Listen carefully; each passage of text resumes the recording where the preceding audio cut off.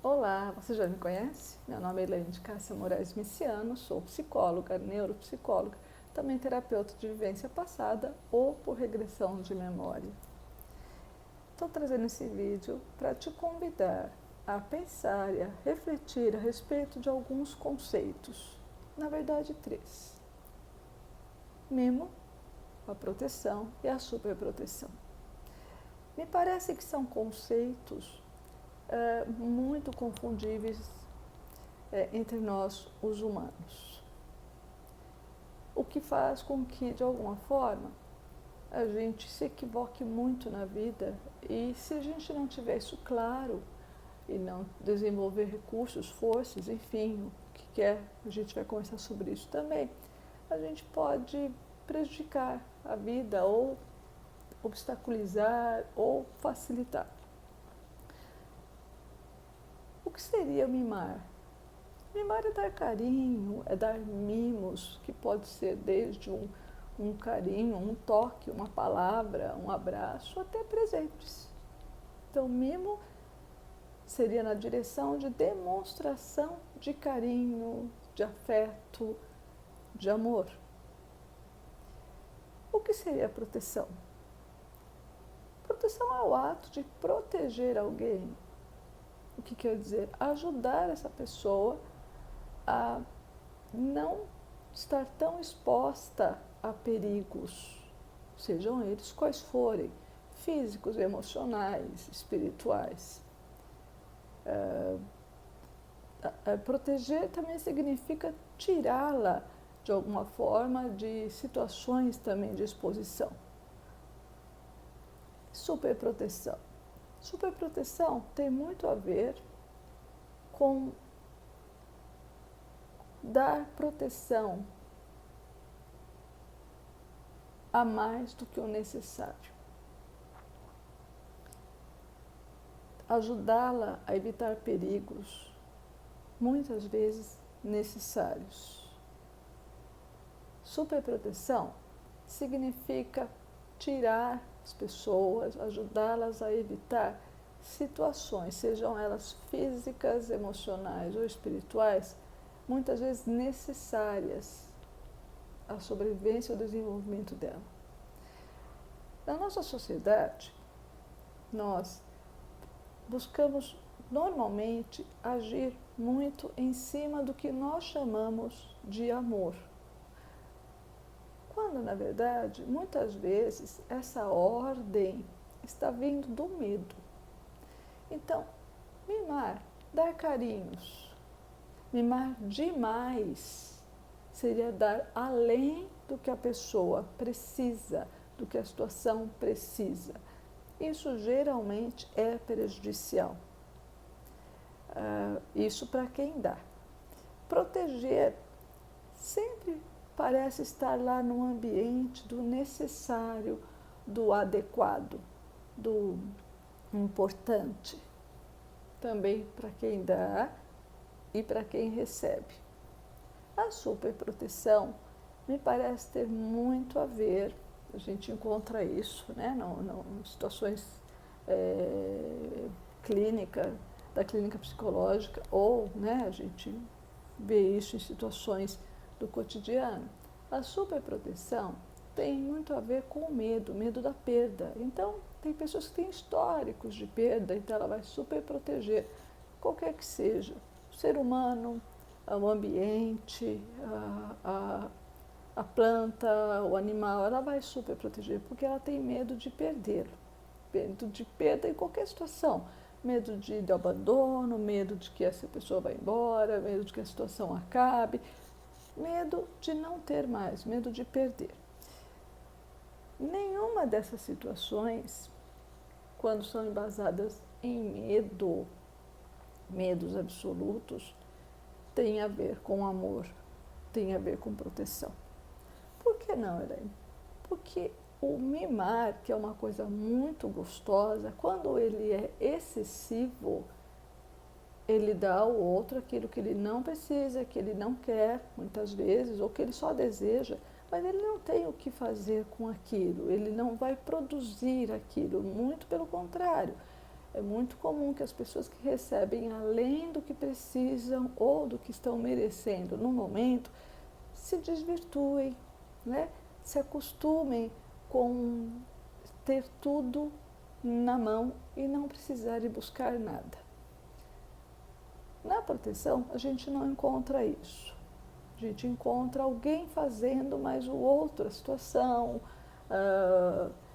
o animal, enfim, podemos ampliar bastante isso, também correspondendo. Então, cada um vai até onde pode, dá quanto pode e recebe também quanto pode. Porque na proteção nós temos uma dinâmica importante que é assim: quem protege vai até onde pode, até o outro, onde o outro pode também. E quem é protegido também costuma olhar o quanto o outro pode dar e o quanto ele pode receber. É uma questão mesmo de maturidade emocional, maturidade espiritual, essa percepção. Na superproteção, na dinâmica da superproteção, existe um agindo de acordo com o medo, mas sem perceber está tirando a força e a capacidade do outro de se proteger, de crescer, de buscar as coisas que precisa, de amar, de se desenvolver emocional, mental e espiritualmente. Do outro lado, a pessoa superprotegida, o animal, enfim, quem é superprotegido fica muitas vezes desarmado, com alguma dificuldade de enfrentar medos, desafios na vida, dificuldades de enfrentar a frustração, que é uma coisa muito importante nas nossas vidas, tanto quanto as realizações, que eu sempre falo.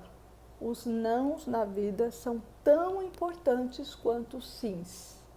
Uma pessoa que só recebe um ou só recebe o outro, dois extremos opostos, pode muito bem se perder de si mesmo, né? Tanto para um lado negativo ou positivo, quanto para o lado positivo ou negativo. Na superproteção nós encontramos isso com muita clareza. As pessoas se perdem dentro delas mesmas. Na superproteção, quem recebe termina por não discernir mais o que precisa, do que não precisa, o que quer, do que não quer, porque ela está acostumada a ter de tudo. E nesse de tudo a gente coloca o que ela precisa, o que ela gosta, o que ela merece, o que ela tem necessidade, o que ela suporta, o que ela comporta, como o contrário também. Junto vem aquilo que ela não aguenta, aquilo que vai pressioná-la, aquilo que vai sufocá-la, aquilo que vai desvirtuá-la. E muitas vezes a pessoa que recebe a superproteção, ela fica sem a capacidade de reação.